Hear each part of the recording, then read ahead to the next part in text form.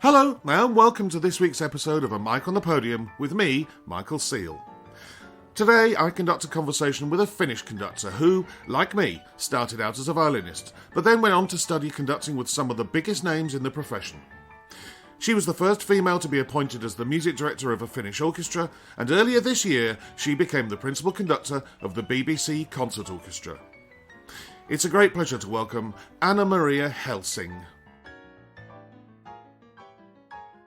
Anna-Maria, it's wonderful to meet you, to see you, and to chat with you this afternoon. How are you? Thank you. Hi, I'm fine. It's lovely to be a guest in your podcast. It's wonderful to welcome you onto it. I know before I press record that you're in Jakobstad in Finland, which is where you ended up getting your violin diploma, which is near where you're from. And I wonder, I always go straight the way back, and I know that you're a violinist, but was that the first instrument? And parents, family, are they musical at all? How did music come into your life? Lots of questions there at once. They are all musical, my whole family, but I was the first one becoming a musician as a profession. My parents worked with other things. And I'm actually sitting in the music school where I started taking lessons myself pretty long ago already. And it was actually a funny story about it because my family didn't know that there was a music school in the city. We lived in the village 30 kilometers from here, and I skipped the first grade in school. I didn't have to do it because I already could read and write and stuff, and they tested me and they said you can go straight on to the second grade. And for that reason, I never got the note from the music school that every first grader got. So only when my younger sister, 4 years later or 5 years later, started the first grade, she came home with this invitation, come and try to be accepted to the music school. And then we were like, what? Music school? That should suit me as well. Because of course I played the piano at home and I played the violin with my dad. And that's how it started. So very late, I was 11 when that happened. Then I started taking lessons, and then I, in quite a good speed, did all the music school stuff. Well, I was a violinist as well. I was a professional violinist for 22, 23 years. And I didn't start until I was 9 years old. And I think for some of us, if you find the instrument that you love, you can be very quick. I mean, I know, for instance, the principal clarinet of the CBSO currently didn't start playing the clarinet until he was 17 years old. I mean, he was in the job 6 years later or something like that. So it can happen. But I mean, it does help that as you said, your music was something that was around at home and you were already playing the piano a bit. And the violin. Violin, yeah.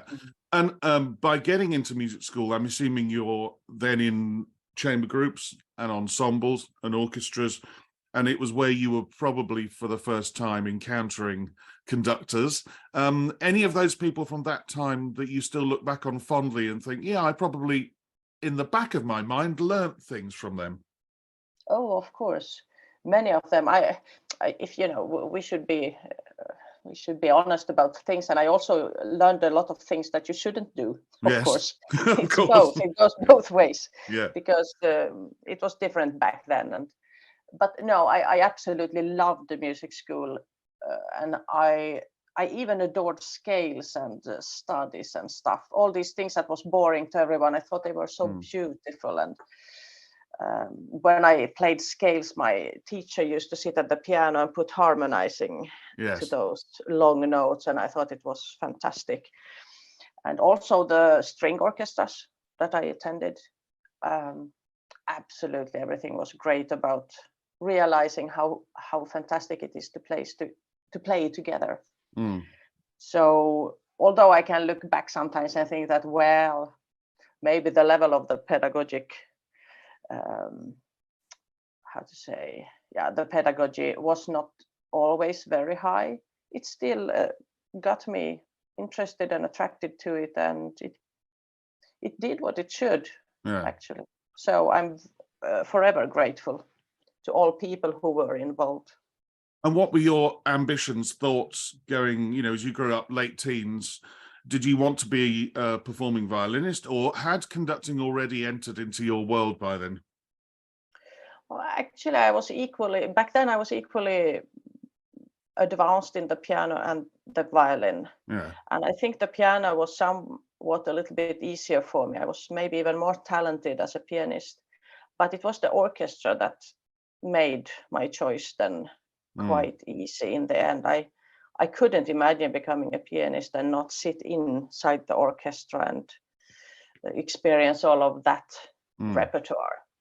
So of course it was early on shown to me that orchestra is my big passion, but yeah, I couldn't imagine myself as a conductor. I was conducting at home, of course, to the stereo, as everybody Yes. did, to Yeah. dad's LP records, but that came later. Yeah. It sounds a little bit like, you know, when I retired from being a violinist in 2014, having spent 22 years doing it professionally, I looked back and thought, do you know what?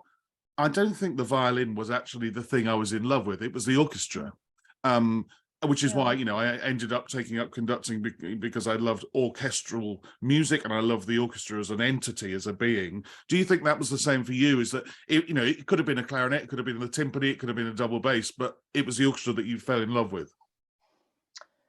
It was a little bit like that, but I think to be fair, I also fell in love with the violin. I was quite a nerd for many years. Well, really. anybody who enjoys playing scales and studies must have fallen in love with the violin. I never enjoyed those at all. Even when I taught the violin, I hated them when I had to do a scales and a study lesson. Oh no.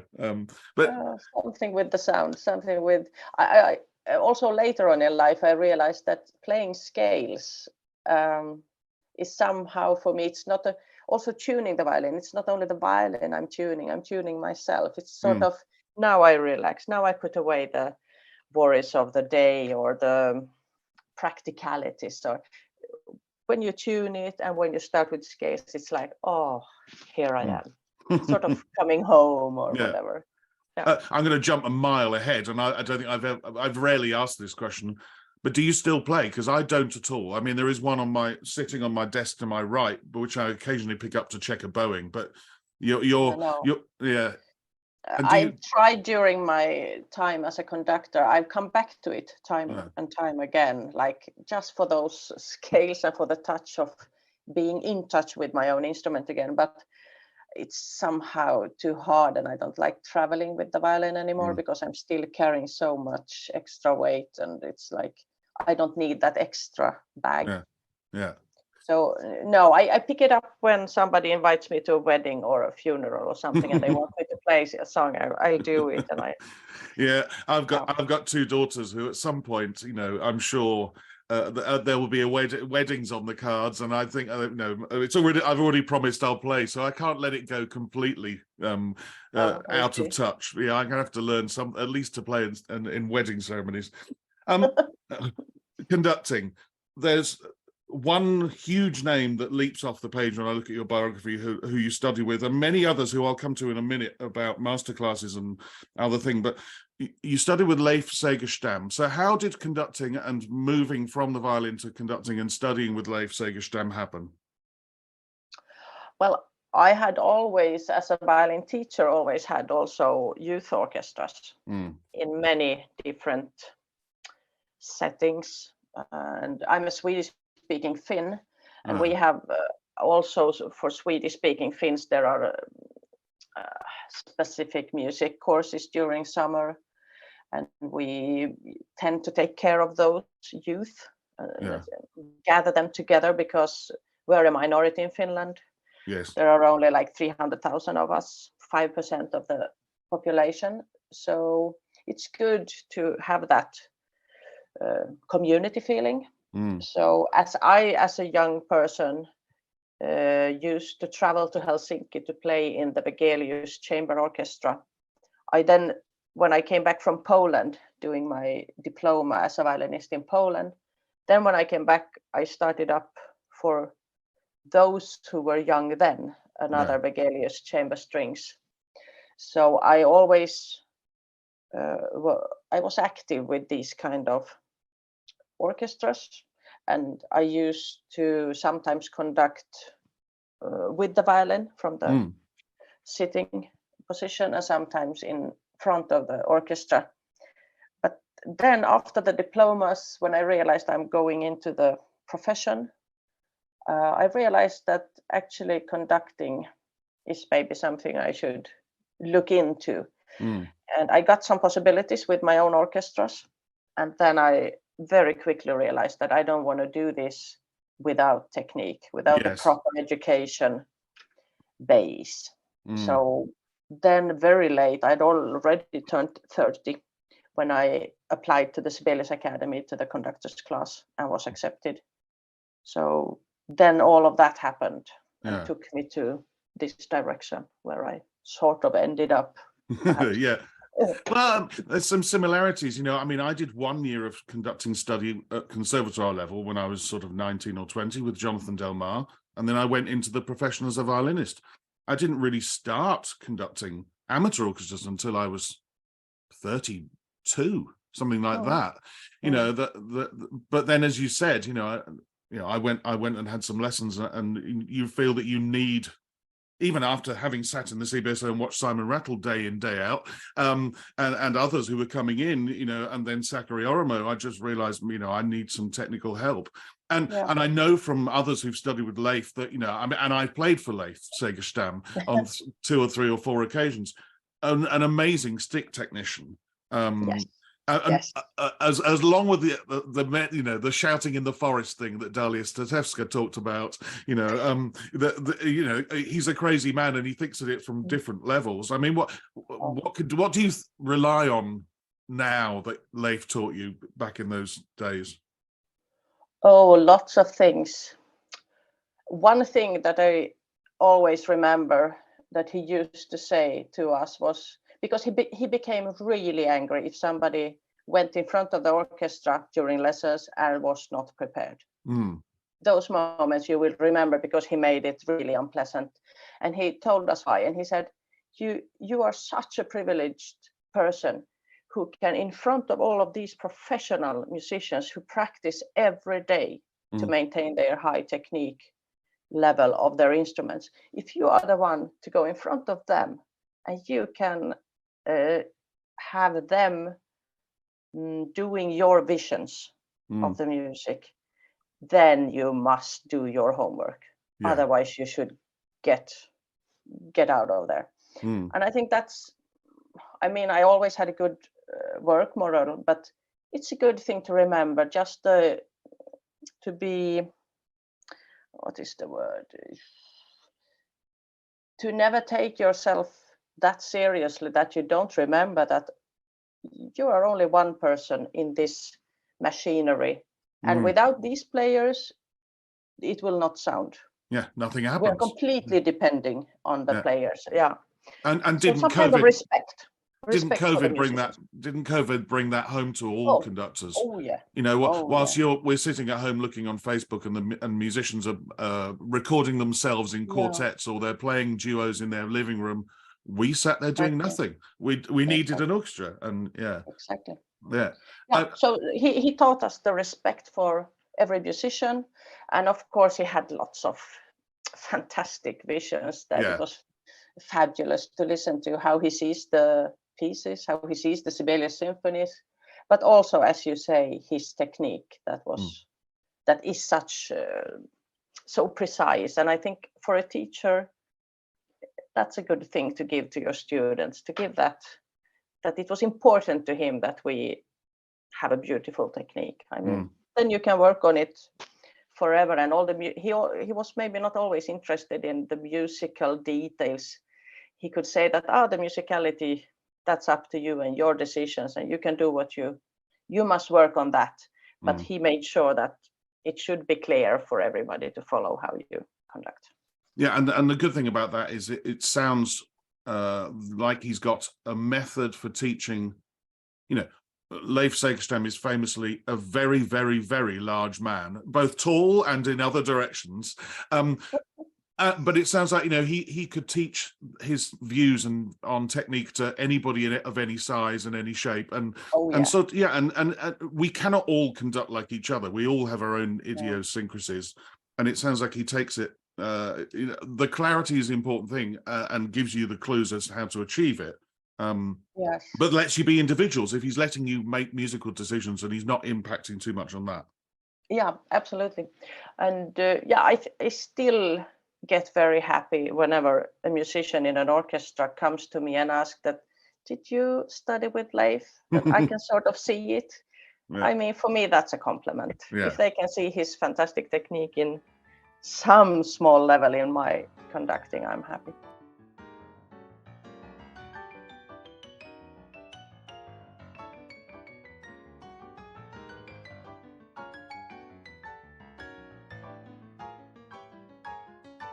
And it's not just the homework, what you talking about him getting angry about being unprepared in front of an orchestra. It takes me back to something Martin Brabbins said, right back at the start of the podcast. He said, when you first start conducting, in terms of experience, you are a child. You are in kindergarten. Exactly. You're stood in front of an orchestra with hundreds of years' experience. Somebody there who could have been playing for 40 years in an orchestra. Exactly. Yeah, and we are just mere children at the kindergarten level, learning how to do what we do. And if you go in there underprepared or ill-prepared, it's disrespectful more than anything else. Very disrespectful, and also we are aware of, but other people maybe don't think about it always, that we don't have any instrument at home to practice on. We get the instrument there in front of everyone. So the level of preparation must be that much higher to actually then be able to make it work when the instrument arrives. Yes, exactly. Yeah. I'm going to go on because other than Leif, there are 5 other names I've got from your website or from your agent's website of people that you had masterclasses with or you studied with for varying lengths of time. And they're all big names. I mean, there may even be others. But I wonder what you can take, or how difficult was it to have studied with Leif Segerstam and then have different input from Jorma Panela, Vladimir Jurovsky, John Carew, Esa-Pekka Salonen, and Gustavo Dudamel. How easy is it to take some of those ideas and add it to Leif, or did it mean that at some points you dropped things that Leif had said to you and took on other people's ideas? No, I never think I had to do that, actually, because also with the Sibelius Academy, we had Leif most of our weeks. But I mean, we had orchestras almost every weekend. So if Leif would do, I don't know, 10 weeks a year, then maybe Jorma came in 4 weeks a year, let's say. And then all the other weeks, we had whoever was guest conducting in town. So I had classes with Hannu Lintu or Saras that came to the class, or Mikko Frank, or foreigners. I mean, that is part of the system, that you get the best of everyone, sort of. And then you have the professor who oversees the whole picture and tells you what you maybe need to work on a longer term, of course. Yes, yeah. But the masterclass idea is incorporated. We have both. So I think whenever I had the chance then to, I mean, I was a part of the Alliance Conductors Academy, so a whole year in London. Then it was already, for me, natural that we only met somebody for 3 hours or during a week or something. Well, it sounds like a really good approach in the fact that, you've got a main mentor like Leif, but then you take what you get from others because you see so many other people. And also the other thing is you learn then that there are so many ways to skin a cat, that it's not only done one way, that, you see other people use different language or use different types of gesture or different pacing of rehearsal. And then it means that, you can draw from all sorts of different people. I like it very much. I think, conductors should be exposed to as many other conductors as possible. And going all the way back to what you said about, when we grew up, and I know you would have seen it going to other people's rehearsals, not just the good, the bad as well. We learn sometimes more from the bad than we do from the good. That actually was also part of the education, that we were allowed to go to all the orchestra rehearsals around Sibelius Academy. So as often as I only could, I tried to go, and always for their first days. I was most interested in the Mondays, so to say. Yes, Not exactly. dress rehearsal, it's already, then the work is done. But how do they do when they first meet the orchestra, and how to get a good grip of it? So I thought it was really fascinating to follow. And as you say, I learned a lot what I should not do, what did not work, and also these fantastic things that, oh God, how beautifully how they solved some issues with no effort at all. I'm gonna pivot onto my next question by talking about what you just said there. You know, if you only turn up on a Wednesday for the dress rehearsal, you've missed, if let's say it's a good conductor, you've missed how it got to be so good. Exactly. But also, if you turn up on the Wednesday and it's somebody that the orchestra and the conductor are not gelling, you've missed the reason why. And the reason why normally happens on Monday or sometimes Tuesday or whatever it is. Yes. And so you're so right in that, you know, seeing the early rehearsals is perfect. Yeah. And and how I'm going to pivot is, you know, as I said, I've looked at your CV and your agent's website, and the list of orchestras that you've guested with and worked with is very, very impressive. But we all do this when we start conducting, is guest conducting, those blind dates where you go out and how did you find that, where week after week it might not be repertoire that you're unfamiliar with, but it's definitely an orchestra that you're unfamiliar with? Yeah, I should say those first years, it was almost always also the repertoire not familiar. I did all the time new music and new pieces, and I must say, I think I live with a stomach ache for a couple of years, always being stressed out and always nervous. And as you say, oh, and how will that orchestra respond? And I think the main question for me was always, am I enough well prepared for this week? Because when you don't have any experience, how will you know? You could always have prepared more. You could always have done better. But with the experience and with the years that has come, I think I've realized that now I know what it takes to have a nice week, to have a week where I can actually also enjoy the orchestra and enjoy the work we do together. And that's, I think, why we work so hard. We aim for that feeling during the meeting with the orchestras that it actually works. This is nice. We can do something here. But it's hard. It's really hard those first years. I know Hannu Lintu told us once in class that when we asked him, how on earth can I hear everything in this Richard Strauss score? I mean, how can you have time to follow every line? And he said, oh, guys, you just need to relax. It will take 10 years until your ears will open up. And there is something in it, isn't it? Yes, I think you're right. And I think the homework has a lot to do with it, because if you've gone and you're well prepared to a new orchestra, so for instance, I went to Lahti recently for the first time. It was a program of film music, all music that I'd conducted an awful lot before. So I knew the music very, very, very well. It meant that from the minute I started, my ears could be open to the orchestra, to hear how the orchestra play, how they respond, you know, which sections respond at different times to it. You know, and it's very difficult to do that if you're stood in front of, as you rightly said, and you know, we all do this, a program of music you've been asked to go and conduct. You're going to go, yeah, I'll come and conduct your orchestra. What do you want me to conduct? And then it's three pieces you've never conducted before. And you're stood there, and even with the best will in the world, you know, you've now got an extra thing on your shoulders. Not only are you trying to open your ears, but you're dealing with music that you've yet to feel in your hands and in your arms and in your soul and in your body. It is hard. Yeah. It is hard, but it gets easier. Also, also my own technique those first years. You're searching for your own technique.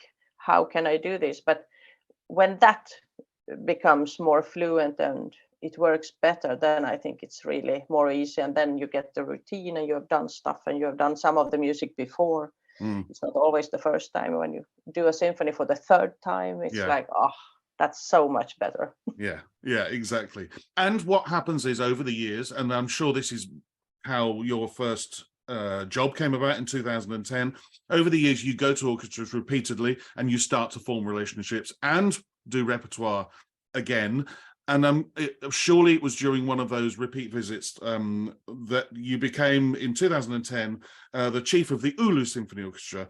And I want to add on top of this, I read this, surely it's true, it's on Wikipedia, so it must be true, that you were the first female to head a Finnish symphony orchestra as chief conductor. That's true. It's true. Did you feel any pressure because of that, or was it, you just thought, well, I've got the job I wanted. I'm now a chief conductor. How did it feel? Well, of course, I felt enormously pressure from getting such a job straight out of the school, straight out of the Sibelius Academy almost. Yeah, it was only 2 years before I was probably appointed the year after I finished school or something, and then it started 2010. Yeah. So that was a heavy thing on my shoulders, and it was of course terribly early, but I think I learned a lot from it. And it was not because of that I was the first woman that it felt like that. I mean, no. I never took any interest in that particular thing. I think it was Nadja Boulanger who said, when they asked how it felt to be a woman conductor, that I've got some 50 years time to how do you say, to get used to the fact, so I'm not so fascinated by it anymore. Yeah, like absolutely. I'm used to it already. So and I don't know how the opposite would feel. So it's just something you do, but it's hard to be a conductor. That's for sure. Yeah, it's like Natalie Stutzman said. It may have been one of the answers for her 10 questions. What would you change about being a conductor? She said, I'd love people to just drop the word female in front of the word conductor and just call us conductors, and she's right. She's absolutely right. But at this moment in time, with that, it seems to be tacked on the front all of the time. But as you said, if you're only 1 or 2 years out of conservatory, out of the Sibelius Academy, that is much more of a pressure, because you're fairly fresh in the business.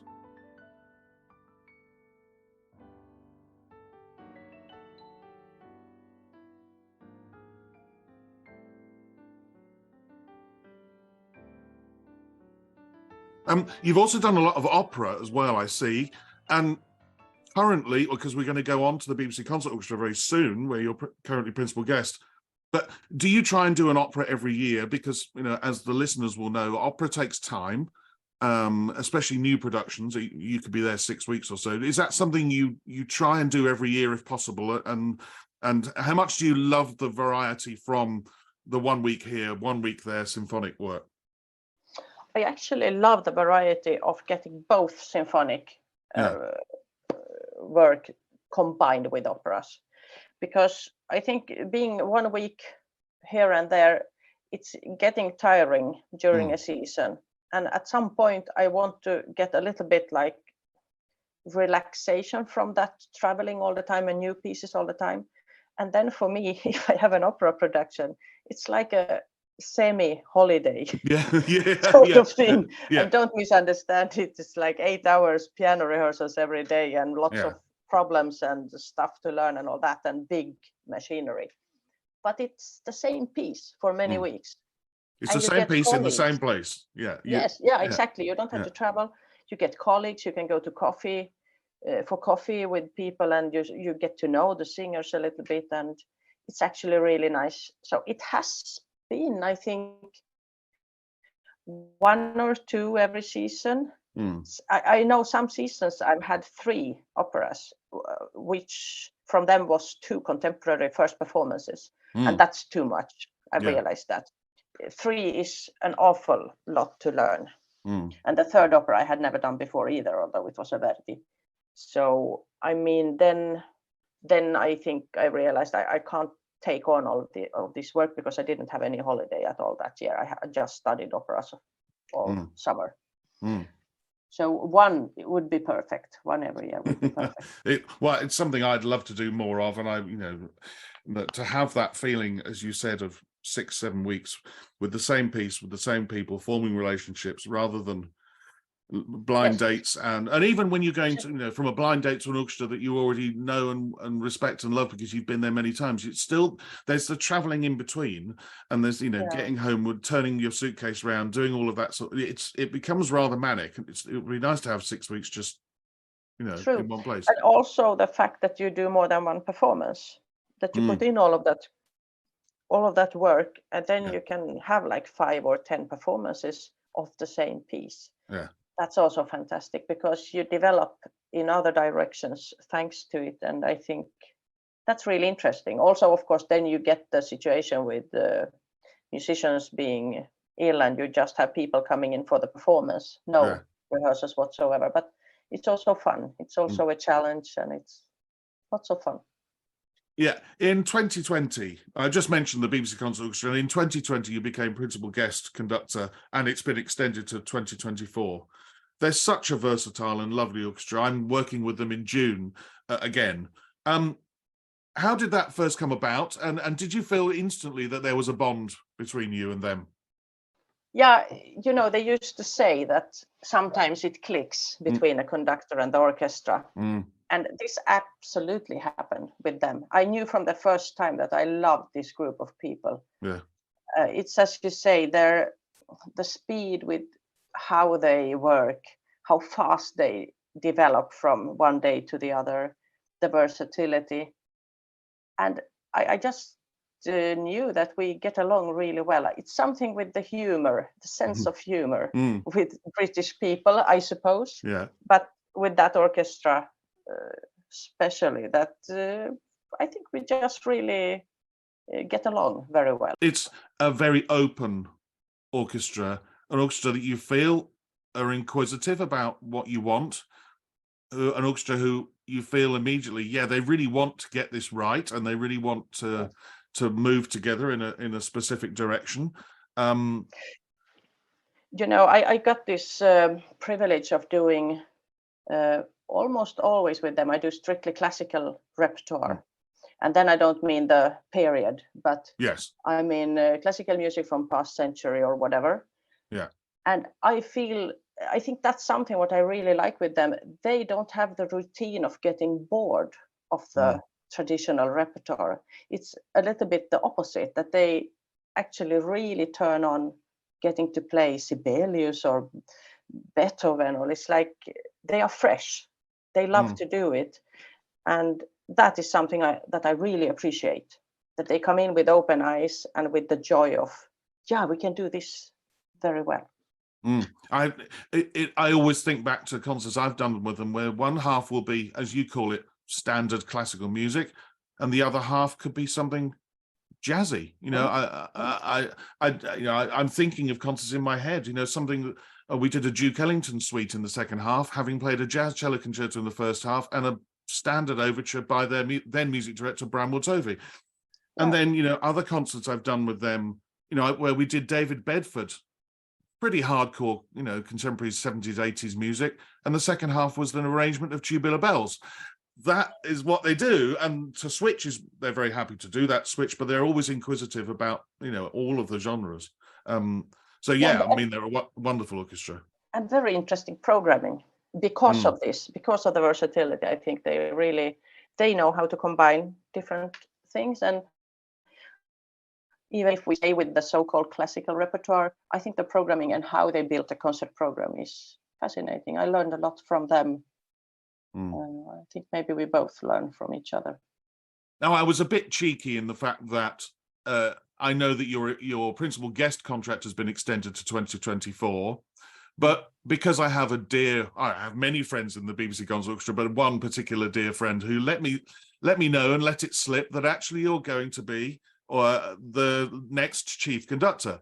That must be a wonderful thing, to find an orchestra you love, form a relationship with, have an engagement, and then you're going to get married. Exactly. How are you looking forward to it? I mean, I know things are a bit difficult at the BBC at the moment, which we won't necessarily go into, but what a wonderful thing to have happen very soon for you. Yes, I'm very, very grateful for this opportunity, and it feels really natural. I think I have for years already, although I was only the principal guest, I've been referring to them as my dear orchestra in London. I mean, it's like, it has felt a little bit like the engagement was very serious. So yeah, it's a lovely thing. I am looking forward tremendously. Yeah, well, good for you. And because it's an orchestra I've conducted on a fair few occasions, very happy for you, because I know how bloody good they are. And, you know, I'm keeping my fingers crossed that they stay as they are in the near future. And, you know, and common sense prevails, rather than the ridiculous thing that we're all going, or they're all going through at the moment. Anna Maria, you may or may not be aware, but there is an 11th question. Of course, we have the famous 10 questions to come, but the 11th question is about score preparation. Okay. And I always ask, how do you go about learning a score? Do you use somebody who sits at the piano and looks at a score, or do you do it with your inner ear? Do you start big and go into small details? And for the geeks, of which I am definitely one, are you a scribbler? Do you use red, blue, black and highlighters, or do you not write anything in your scores at all? How do you go about it, please, Anna Maria? Yeah, I definitely write in them. That's why I try to keep every score. I tend to buy scores for myself. It's a little different from time to time, but I think one system that I'm using very often is to, of course, I look at the big picture first. Yeah. But then I really, from the very beginning, I start by analyzing the whole thing. I do a harmonic analysis of it. And by doing so, I get through every note of the score, actually. So I will detect any misprints.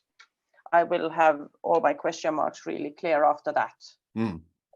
Places where I think this might be a wrong note, this might be a mistake or something. Even with contemporary music, I go through them like that, even if it wouldn't be tonal. I still read them from beginning to end, sort of harmonically, or from up to down or something, bar by bar, really. Yeah. And then I tend to go more horizontally and divide it into phrasing, big chunks and smaller chunks. And by then I have quite a good picture. And then it depends on the score. If it's really complicated, I might go to the piano to play some bits to get a grip of how it actually might sound. I used for many years to play through every score I conducted on the piano. But lately I realized I will not do it just for the sake of doing it. If I know a piece, I know a piece. And it's just, if it's a piece I've never done before, it might be good to play through, because I also, by that, I realize what's not natural or what's natural, or how I would have played it automatically. And I get a sense of the music in a way by doing that. But sometimes it's enough that I, if it's a fairly simple score, you hear it more easy. And only if it's complicated, I use some help for it. And then, of course, the real work starts with deciding on how I want it to sound and how I want to phrase it and how I want to do it, which tempos. And also with routine, you start to see already when you read the score, I know where the problematic spots will be, what will not work easily, or what will take more time to rehearse, or stuff like that. And it's interesting, looking at pieces that have been out there a long time, and if you go through doing a harmonic analysis, you can spot wrong notes. But even with a piece that's brand new and the ink is still drying and it's never been heard by anybody, you can spot things, can't you? And you can send questions to the composer because you've Absolutely. Gone through it in detail and thought, well, actually, that doesn't make too much sense. I wonder whether that is actually a misprint and they've just missed it in the proofreading stage. I do a lot of that. I can have like full A4 pages with misprints that I find, because it's hard to find them yourself. You get blind to your own work. And of course you can see it doesn't have to be tonal or performed before, because you see the systems, you see the models, how they use motives.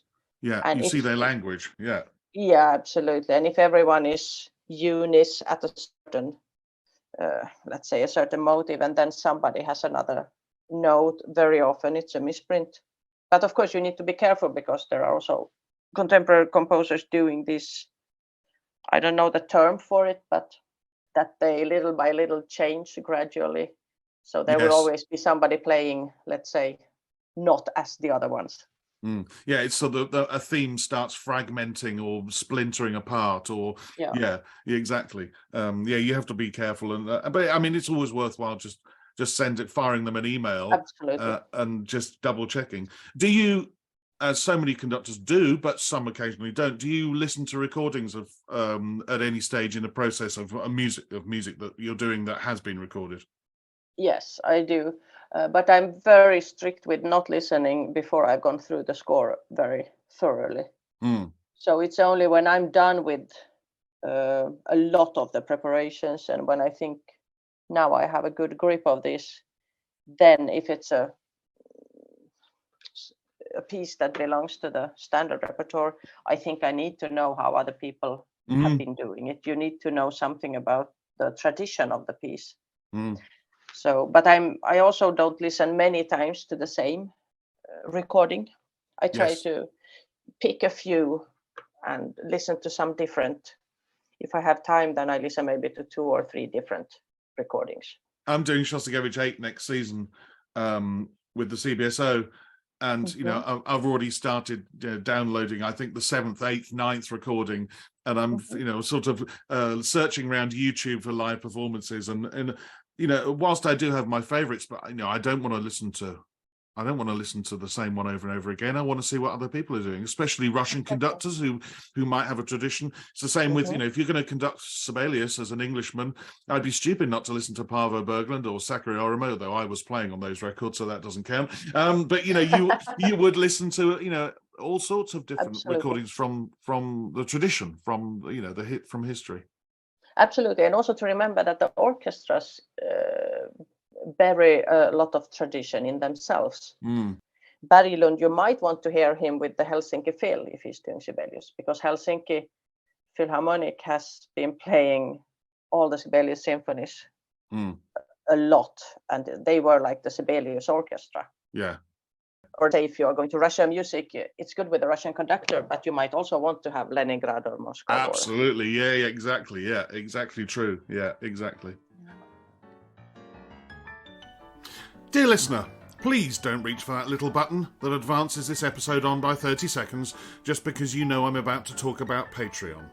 Because over recent months my Patreon page has expanded, and you may be interested to know how the supporters club of this podcast is developing.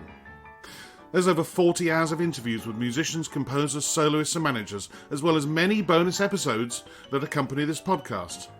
I've written an article on score marking, a set of diaries from my trips guest conducting, I've started a series of articles on the art of programming, and recently posted an article about a very interesting way of remembering metronome markings.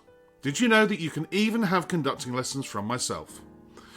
All of this is available at patreon.com/a mic on the podium, and from just £5 a month you can gain access to this ever-growing resource on conductors and conducting. That's patreon.com. Details and links to the page are in the show notes attached to this episode. Now, the all-important 10 questions with my guest, Anna Maria Helsing. Anna Maria, it is the time that is inescapable for everybody I interview, and it's the 10 questions. And I always start with, what sound or noise do you love, and what sound or noise do you hate?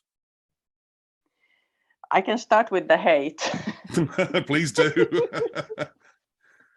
Yeah, as everybody, I absolutely hate when someone is drilling in the next room, you know, in a hotel or where you live.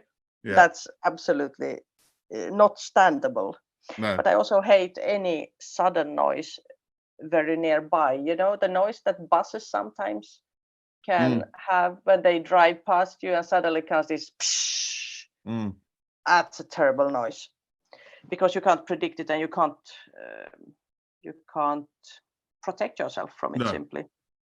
I would also say I hate all noises that are not natural. Even in the Helsinki airport, they started having birdsong. I know. Yes, I flew through there the other day. Yeah. And of course, in a way, that's better than some silly music. But for me, it's like, oh no, some bird has got caught here. How can I help it to escape? It shouldn't be here. Yeah. It used to only be in the toilets at Helsinki Airport, but now it seems to be everywhere. They seem to have expanded it around the concourse, and you just think, I understand why they did it in the toilets, but I don't get it everywhere else. It is an odd thing, but anyway. It is, and that maybe leads on to the sounds I love. Those are maybe natural sounds then, sounds in the right environment. I love bird songs when it's at my cabin by the sea, or when it's in the forest, and all those kind of things. A breeze of the wind going through the trees, or why not a cat purring in your knee? That's nice. This is where my jealousy of the Finns who have their summer cabin on an island in a lake or in a forest, or the Norwegians who also have a similar thing, a cabin at the end of a long track somewhere which they go and disappear to for the weekend. My God, I'd love one of those, but they just don't exist in the UK. It's a shame. We have to go off and find beauty spots, and then there's probably a coachload of other people there, so it's not very isolating or solitary. It's a shame. I feel for you. Number 3, and it sort of links in with the solitary nature possibly of being at your cabin, but if you had 24 hours free, what would you spend it doing? Yeah, when I can say that when I have more than 24 hours free, I love going to the cabin, because then I'm by the sea on a small island. There I can do my own wood chopping and go fishing, living the kind of life that's impossible during the season. So I would love this, being somewhere where I don't have to travel, probably, and with people I love, of course. And when you go to your cabin, how long does it take you for? Well, Simon Rattle calls it the soundtrack that's in our head. He said, as a child, he just thought everybody had this constant music soundtrack going through their brain. We have it going all of the time when we're working. How long does it take you for that soundtrack to disappear and turn off? I mean, is it the minute you get there, or, you notice 24 hours in, my mind is now gone blank and musical thoughts have gone? I think that depends a little bit on in what kind of mind, what state of mind I have when I arrive. If I've had a really stressful time with lots of stuff lately, then it will take longer. And if I've had like a poco coming down period, then it's of course more easy to adapt at once. But I think it for sure takes some time, and that's also why I say I need more than 24 hours. Because I think the first week I'm just settling down, sort of. I'm starting to get there. And then the real relaxation starts when I'm there week and week in a row. Well, again, jealous, very jealous. Yeah, I get that. Yeah, very jealous. Number 4, who would be your favorite conductor or conductors of yesteryear? I adore a lot of conductors, really. I think they have had so many good things, but I would always love to watch Claudio Abbado or Kleiber or Maris Janssons, all these great guys, simply that in those days, great guys, one can say, not so many women around then. Whoever you can feel that really is in the music and honestly tries to show us their inner world of it. And 3 very visually appealing conductors you've chosen, Abbado, I think so. Janssons, and obviously I'm assuming you meant Carlos Kleiber, because there are videos of Eric Kleiber, but he was less visually appealing than his son. But whilst we listen hard to what they're putting, what they're communicating musically, it's almost impossible not to notice how beautiful they were as conductors, visually to watch. Yes. All 3 of them. I think I'm quite weak for the aesthetics of the profession also, although many say it doesn't matter at all and it's all about other things, which it of course is, but it never hurts that you can actually see what they mean, that you can actually really, really easily get the message. That's what it's about, maybe. Yeah. Well, going on to the harder of the two questions in the middle of this, your favorite current conductor or conductors, I wonder whether any of those are equally visually appealing. Yeah, I think I can't give you any names really of current conductors. It's because it's a little bit like a sensitive subject, I think. But but let's say there are many I really admire, and I tend to notice that I admire those who have the courage to do something differently, something personal of the standard repertoire. And of course, I'm also tremendously proud of all the Finns out there. I can say that I think we have something in common often, and I sort of really, I'm proud of the idea that Finnish conductors tend to come with some kind of quality. Well, I always allow the answer that that you can't give an answer because there are so many. There's only been one who just refused to answer it, because I still don't know to this day why he refused to answer it. But he basically, by saying that there are so many, I agree with you. There are so many, and especially even to say there are so many Finns, and I wonder, whether Jorma Panela is one of the major reasons for that. I mean, the guy is now in his 90s and still teaching, and has been in probably, I'm trying to think of a Finnish conductor who probably hasn't been taught by Jorma Panela at some point. Are there any? I mean, I don't know. But even if you think about this country, how many Finns have had jobs in the UK? It's amazing, and we seem to love playing for Finnish conductors. Okay, of course, elsewhere in the world, and not just the UK, Scandinavia, Germany, everywhere. But it is an amazing thing, amazing for a country with such a small population, that so many great conductors come from there. Absolutely, it is. It has become a trademark in itself, sort of. Yeah, and I think, of course, it's when somebody's. I mean, I grew up seeing Finnish conductors on TV. Yes. I grew up seeing Sarasten, Esa-Pekka Salonen, and all these Okko Kamu, Paavo Berglund, and Leif. So it is nothing strange that we sort of feel that, well, Finns can do that, of course. So maybe I could. Yeah. It's this thing that just keeps happening. Keeps getting more and more of us.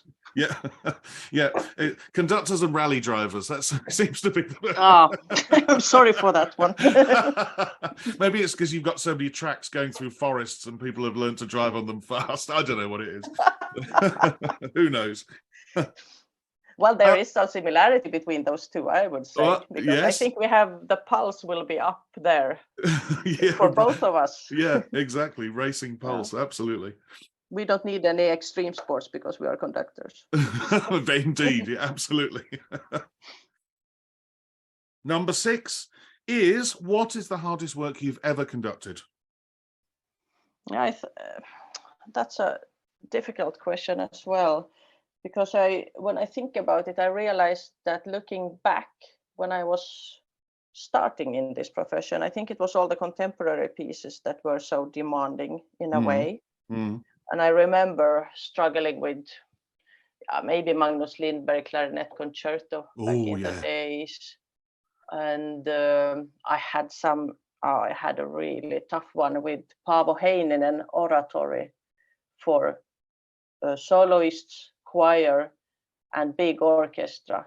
And it is a long time ago already, and it changed metronome tempo many times at every page, and it was, I don't remember how many pages, but the piece was something like 45 minutes or something. And I thought it would absolutely kill me because it was too much information and too much to get through. But I think if I would do the same pieces today, they wouldn't be as hard anymore. So maybe nowadays hard works can be something really simplistic, which can be hard in the sense that what do I want to do with this piece? You know what I mean? Absolutely. Yeah, absolutely. Yeah. Something like that, maybe I would answer. Well, going back to your two contemporary pieces, the one with the oratorio with different metronome marks and whatever else, they're always frightening because you've got to hit these things. I have conducted the Limburg Clarinet Concerto, and what I will say to any listener is that Limburg is very difficult to conduct, but there is almost always a logical connection between the two tempos that you have. So often in Limburg, I've written in my score, as whilst I'm conducting at one tempo, think quintuplets. Yes, and then the quintuplet becomes the next semiquavers, or there is almost always a mathematical correlation between the two. It just means that at some point you're conducting in one tempo whilst thinking of 5 beats in a bar across it, that's the next tempo. But there is almost always there's almost always a link, whereas there are other music where you've just got to pluck a metronome mark out of the thin air, and that's an awful lot harder when there is no instinctive or organic link between one tempo and another. I'm glad you brought that up, because that's exactly the difference between those 2 examples I gave you. And then once you have learned it, the Lindbergh doesn't have to be hard at all because of these relations. While Paavo Heininen, I asked him about it. He was then alive, and I asked him, why do you change the tempo all the time? And he said, because as soon as it settles, I want to break it again. He never wanted it to settle for too long. So that's why it couldn't be any relation. He wanted to break the system of it. Yeah. So then it's really hard. You must just hit a new tempo without any help whatsoever. Yeah, and that is a real skill as a conductor. I've said it out loud on this podcast, and I played for hundreds of conductors in my career, but the best conductor I ever saw at showing you the next tempo was Sakari Ormo. He's a master at it, an absolute master at it. Some conductors just struggle to do it, and it's one of the hardest, if not the hardest thing we have to do technically, is to show a new tempo, faster or slower. It's so tough, and if you've got a 40-minute piece that's doing that all of the time, which it sounds like it is, that's hard. That's really, really, really, really tough. Yeah, so you mean the way he prepares the next tempo? Is that the preparation? Well, that's the preparation, but also the clarity of showing you where that second beat is in that new tempo. That's a real skill to show you the journey from, you give the first beat, and then you need the journey of the stick or hand to the next beat to give you that split-second knowledge. Oh, it's that slow, or oh, it's that fast. I think he's a master at that, or the master at it that I played for. Lovely to hear. That sounds like a tough piece. And when you get settled, I'm going to change the tempo. Thanks a lot. I bet you if you'd ever conducted an orchestra, you'd stop writing music like that. Well, maybe you wouldn't. I don't know. Great. Number 7. When traveling abroad to conduct, what item could you not leave home without? I'm actually very easy with these things. I don't always bring something, but perhaps I could say that my headphones, my sound reducing headphones, I would always want in my bag, because not only for the reason that I might want to listen to something, but if you have a screaming child in the airplane behind you, they really help. They help a lot. Or even in the next door room in the hotel that you're there for a week. Absolutely. Yeah, I think it's possibly the most popular answer, but I'm never going to ban it, because I think it's something that we do rely on so often. When you're doing a long haul flight, to get to sleep, or to be able to listen to what you want to listen to, or just to block out the annoying child. Absolutely.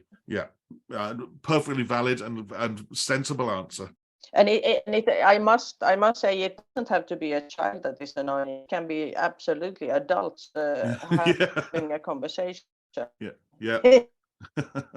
It's such a volume level that it's impossible to work next to them. So absolutely. I've been there. We've all been there and done that. Number 8. Anything you like, real or fantasy. Number 8 is, what is the one thing you would change about being a conductor? Can I say more than one thing? Of course you can. Yes, please do. Oh, thank you. I would change one thing, that there would never be misprints in scores anymore, especially when it comes to pieces that have been played for several hundred years, many thousand times. I mean, come on. And there would not be bad additions. If somebody would just fix that, it would be great. And then I think I might want to change, yes, also the thing about getting scores too late. I'm always chasing scores from orchestras, and the package doesn't arrive, or it arrives at the wrong address at the wrong time, and it's always too late. Not always, but so often too late, and it messes up my whole schedule and my calendar, and then I have to work during nights or something to fix it simply. So that would be great. All scores correct in good time, and then maybe no travels. No travels, just pushing a button and you're where you should be. That would be great. Like Star Trek, we just sort of beamed to the next place. Look, I agree with you on both of those. I mean, it's part of the art of being a conductor. And going back to the 11th question about learning and marking up your scores, is the fact that if you've got something in the diary that's 14, 15 months away, I've got scores on my desk next to me that I know I'm going to be conducting in a year's time, to try and get them marked up and learned and ready in advance, so that if a score arrives really late, I've got time to learn it quickly. Or if a whole program, or you have to do a jump in and there's a concerto you've never conducted or something, you've got 48 hours to learn it. But the other thing about the wrong notes, I mean, and partly, dear listener, this is often because publishing houses bring out new editions of things. We've found this, we've discovered that. Well, this is the new text as written by Mozart, Haydn, whoever. And that's also partly for them to make money. But these new editions come out and you think, well, hang on a minute, that note was always an F sharp. Why is it not an F sharp anymore? And you look at it and go, but isn't this supposed to be what's printed there? And it just turns out it was just a misprint. And you think, surely after all these years, you'd get it right. It is so annoying. It's annoying. It really is. Another real or fantasy question is number 9, which is, what profession other than your own would you like to attempt? Well, it would have to be fantasy, because I love my profession as it is. But I think I would be quite a good priest or a psychologist or something like that, taking care of people in a way. Yeah, I might like that. Maybe not as a profession, but I mean as something that would interest me. Yeah. But then that's sort of what we have to do as well. Not the priest bit, but well, I suppose, I don't know. You have actually got to convince somebody of your story. But the psychology thing, I think, if you're not interested in the psychology of the orchestra that you're conducting and how people are thinking when you're conducting and when they're playing, I don't think you're doing your job properly. It's such a big part of the job to actually know when to say what and when to not say things, and how to interact with a group of people. Absolutely true. And about the priest thing, I think it's similar to building a concert program. How do you get the audience how do you get their attention, let's say. I think for the priest, this may be about how do you speak, how do you get their interest to awake. And I think we can do a little bit of that also. The dramaturgy of a concert could be like the dramaturgy of a sermon, maybe. It's very true. And like a sermon, especially if you're doing, and it's popped into my head because we talked about Lati earlier on, it was a concert of film music with about 15 or 16 pieces of music in it. But you have to put them in the right order so that the audience members go on a journey. Exactly. You want them to, there needs to be a low point, there needs to be a high point in each half as well, and then think about the overall arch of the thing. It's very important that you get your order and your choices correct, so that people come out of there understanding what you were trying to say, or what the point of it was. And it's no different with a more classical, in inverted commas, concert, when you've just got an opener and a concerto and a symphony, that you do need to plan the journey and take them on the journey. It's very true, very, very, very true. And finally, and it's still, after 130 odd episodes, my favorite question: if the world were to end tonight, what would be your choice of final meal and drink? Oh gosh, it could be something from my mom's repertoire, something she used to cook for us when we were small. And it could also just be a really good pasta dish, or some Japanese sashimi, sushi, whatever. I mean, I love food, so I can't choose. My mind sways all of the time between a good Chinese, or a wonderful Argentinian steak, or, as you said, a wonderful Italian pasta dish. It can be very simple. And of course, if you're going to have various different cuisines from around the world, the choice of drink changes as well. I mean, if we walked into a bar tomorrow, what would you ask for if I was buying the round? I think I'd like some pure water from Scandinavia, Finland or Iceland or Sweden or Norway, to go with a nice red wine. But I might also want to start with a light beer, just for, to cool yourself down a little bit, and then go for the red wine. It sounds like we've found a subject we could talk about for a while, because I'm very into food and drink as well. It sounds like you can't make up your mind either. So. No, I can't. No way.